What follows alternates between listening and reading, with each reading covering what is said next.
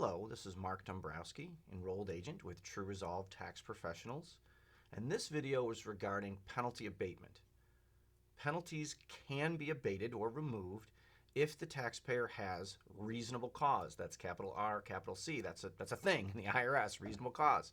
The Internal Revenue Manual, Chapter 20, deals with the application and removal of many common penalties. Within reasonable cause, there is also something called first-time abatement. First-time abatement is only reserved for the first time a taxpayer had a problem.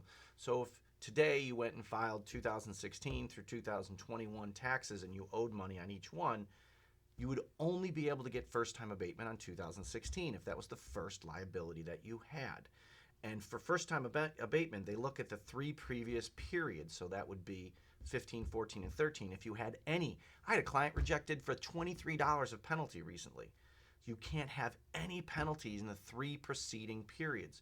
Or you have to go to those periods. So you might have to go to 15, even though you owe 16 to 21 now, you might have to go to the IRS and say, okay, what do I owe for, you're denying me on 16, tell me what I owed on 15, and maybe you didn't get those penalties, at least get something out of the phone call. So that's first-time abatement. A lot of people talk about it, other competitors of ours, and it's really not a thing. It's great. It is a thing. It is a great when it works, okay? So the planets have to align there for you.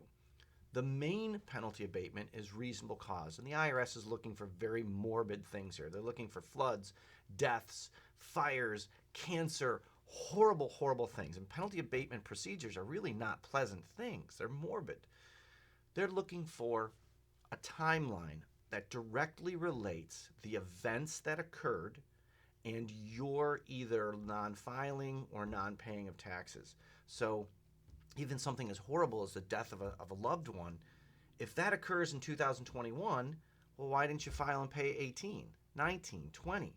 Or if that happened, if the death happened in 21, how come you didn't file and pay 22, 23, 24, and ongoing? So, like I said, they're looking for floods, fires, and even if you had a fire, your house burned down, how did that burning of the house affect you from filing your taxes for 2018 or 2022? So you really got to look at exact apples to apples, the relationship between the event and how it prevented you from doing things. You can't delegate your ability to file. So say I had a case where the accountant died in October. They were on extension till October 15th. The taxpayer, their return preparer, died in October. You'd think, hey, IRS will give this guy off all day, right? Because the guy died before the return was prepared. No, you cannot delegate your responsibility to file that income tax return as soon as possible within the deadline.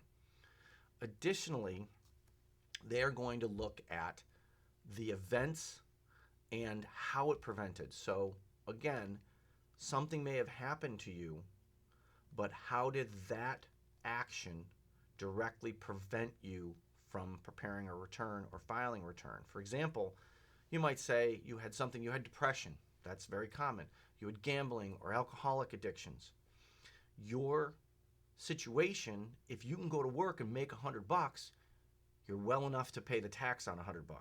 So time and time again, even though you have a legitimate ongoing, you could have a decade-long drug addiction, but if you made 40, 50, 80, 100 grand that year, how can you say to the IRS, well, I was well enough to make 100 grand and pay my home mortgage, pay my rent, pay my car, pay my tuition, pay my other things, pay for my children, pay for my spouse, but I wasn't able to I wasn't well enough to pay my estimated taxes. So the IRS might reject your penalty abatement request under reasonable cause for that illness simply because you should have been able to take care of all the things in your life and prioritize your taxes being paid. If you need any help with this is what we specialize in. We do representation cases. You can call us at area code 712-319-8954. Again, area code 720-319-8954. True Resolve Tax Professionals. Thank you very much.